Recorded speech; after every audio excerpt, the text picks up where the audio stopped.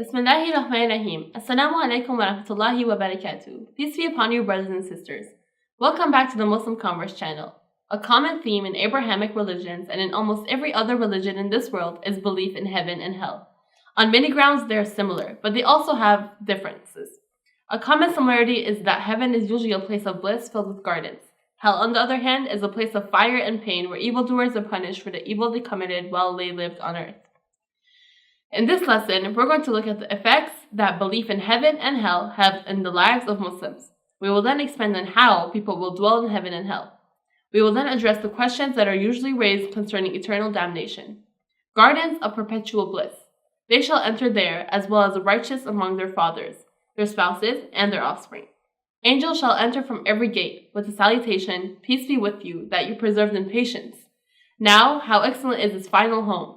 Chapter 13, verses 23 to 24 of the Holy Qur'an. They will not hear therein ill speech or commission of sin, but only the saying of peace, peace. Chapter 56, verses 25 to 26 of the Holy Qur'an. According to Islam, as taught to us by the Imams of the Ahlul Bayt alayhi salam, heaven and hell exist right now. The words for heaven and hell are Jannah and Jahannam, respectively. According to the kind of life people live, they are, in a sense, already partaking in heaven or hell. However, this only becomes fully apparent in the hereafter when the curtain will be lifted. Sometimes, the people who are more spiritually advanced, they may be able to have spiritual visions of heaven and hell, which gives them a glimpse of the unseen, or al-ghayba in Arabic. In terms of this world, there is a general understanding that knowledge of heaven and hell's existence is supposed to alter our behavior in this world. Human beings are primarily driven by two factors, the want for happiness and pleasure, and the fear of loss and pain. Much of what we do in this world, whether in school or work, is driven by these two things. Allah tells us in the Qur'an that those who hold fast unto God and are conscious of Him and lead the good moral life will attain heaven. Heaven is a place where everything in life has purpose. It is a place of complete comfort, joy, and happiness where all human and divine relationships reach perfection. The Qur'an often describes heaven as a place that is mostly immersed in nature, with rivers, trees, and all kinds of fruits.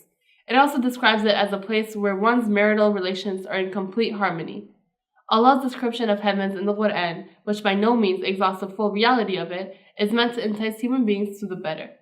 If pleasures in this world must be sacrificed for the sake of Islam, that kind of sacrifice will be compensated with something even greater in the next life. The point, however, is that in the meantime, one must cultivate oneself spiritually and abstain from sin in order to find salvation. A question here may arise. If heaven is eternal, as Islam teaches us, won't people get bored after a while, say after a few thousand years? Remember that in heaven, one is in direct communion with Allah. As Allah is eternal and infinite, and heaven is only immersed into infinite beauty and bliss of Allah. One only gets bored with finite realities, whereas the reality of God is infinite. As such, boredom in heaven is impossible no matter how long one dwells it. Now let's look at the subject of hell in Islam. Hell is a terrible place to be. It is dark, full of fire and horrors. In the Quranic narrative, it is meant to be a warning to people who want to commit evil in this world instead of choosing the proper moral life.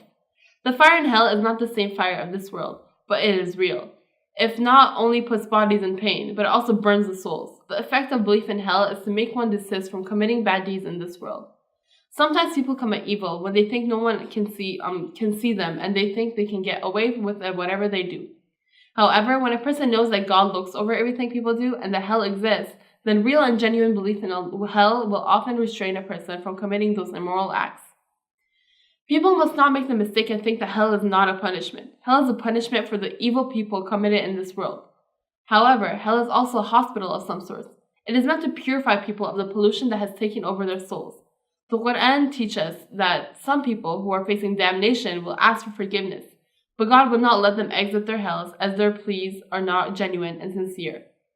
That is, if they were allowed to come back into the world, they would just go back to the way they were and commit evil all over again. Yet this point is quite suggestive. Perhaps the greatest objection against the moral status of hell is that people will be punished forever in the hellfire for a finite amount of deeds. Isn't this injustice? According to Islam, the people who remain in hell forever stay there out of their own choice. In other words, there are people who genuinely do not want to repent and do not want God's friendship. If they do ask for forgiveness, it is only for the pain to cease. They don't really regret anything they did. However, when a person seeks true and genuine forgiveness, then God may forgive them and take them out of hell. Until next time, thank you for watching. Assalamu alaikum wa rahmatullahi wa barakatuh.